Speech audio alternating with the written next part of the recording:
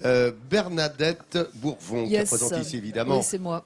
nos amis de France 3 Bretagne, qu'on aime tant retrouver quand on vient en Bretagne, parce que tu l'aimes tant ta Bretagne. Bah oui, et tu en parles avec bonheur. Oui, et d'ailleurs je disais à Vincent que finalement, ça a l'air comme ça, tout à fait improvisé, mais pas du tout.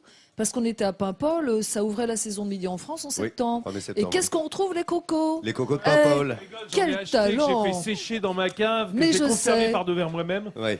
Donc, Lisa, tu vois, tu disais, il y a du boulot. Anna. Voilà, il y Dis-moi, en tu a voulais parler d'un 552. artiste qui est Oui. tombé amoureux de la Bretagne. Oui, absolument. Alors, on va commencer avec un peu de musique. Vive la Blanche Hermine.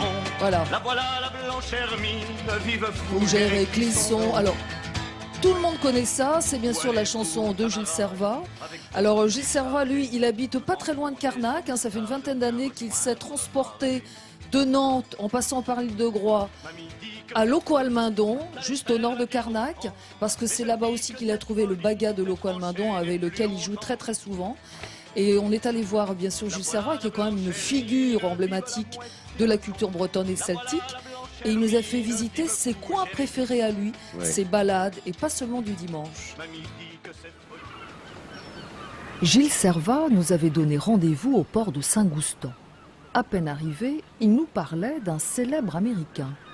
Benjamin Franklin a débarqué ici quand il est venu rendre visite au roi de France pour lui demander une aide pour les Américains qui étaient en train de se libérer, enfin d'essayer de se libérer des Anglais. Et il a débarqué ici. À l'époque, ils avaient des bateaux assez gros, mais qui suivaient les marées, etc. Donc à marée haute, ici, il y a moyen d'amener un beau bateau. Ben, on peut aller un peu plus loin, non? Voir juste comme ça, quoi. Se mettre un peu au soleil. Ça m'est arrivé d'aller ailleurs qu'au bord de la mer, mais je ne peux pas rester longtemps. La mer, oui, je ne pourrais pas m'en passer, c'est sûr. Et tous les pays que j'aime, dans lesquels j'aime aller, c'est des pays au bord de la mer. J'aime en particulier les îles, d'ailleurs. Voilà.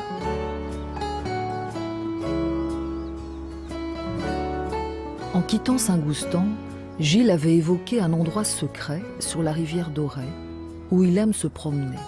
Un paysage très apaisant. C'est un jardin de mémoire, les gens achètent un arbre au lieu d'acheter une tombe et les cendres des gens sont mises au pied de l'arbre. Voilà. C'est très beau, il y a la rivière d'Auray derrière et c'est un lieu de paix, de promenade. Il y a beaucoup de gens qui viennent ici le dimanche se promener et se ressourcer, s'inspirer aussi peut-être, chercher une émotion dans cet endroit qui n'a aucune tristesse.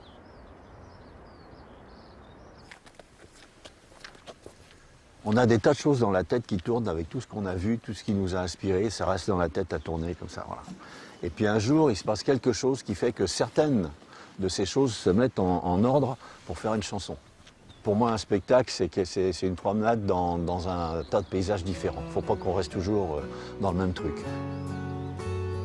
Et c'est dans les chemins autour de chez lui que nous terminons le tour des lieux préférés du chanteur. Et comme souvent en Bretagne, les chemins conduisent inévitablement à la mer. Voici le jour qui s'enfuit.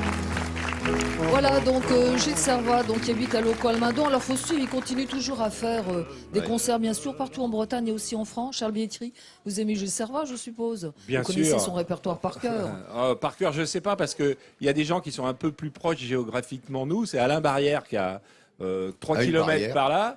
Souchon qui est 2,5 là et Woolsey 3 ou 4 par là.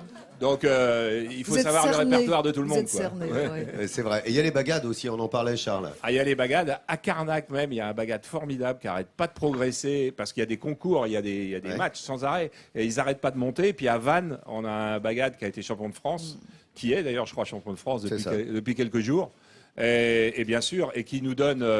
c'est vrai que c'est une musique assez lancinante et je trouve qu'on peut, si on n'est pas breton, on a peut-être un petit peu de mal à rentrer dans cette musique-là. Qu'est-ce que c'est beau pourtant, le bignou, la bombarde, la mais percussion. quand on est il y a breton, 3 pupitres dans le bagade. C'est formidable, ça parle au cœur immédiatement. Ouais. On en parlera mercredi, à Nathalie. Oui, on en parlera, et notamment d'un jeune homme très très très doué. Voilà, et on aime ça, nous. Ils seront là, le bagade. Bagade qui veut dire groupe en breton, hein. C'est pour ça qu'on dit un groupe de musiciens, quoi.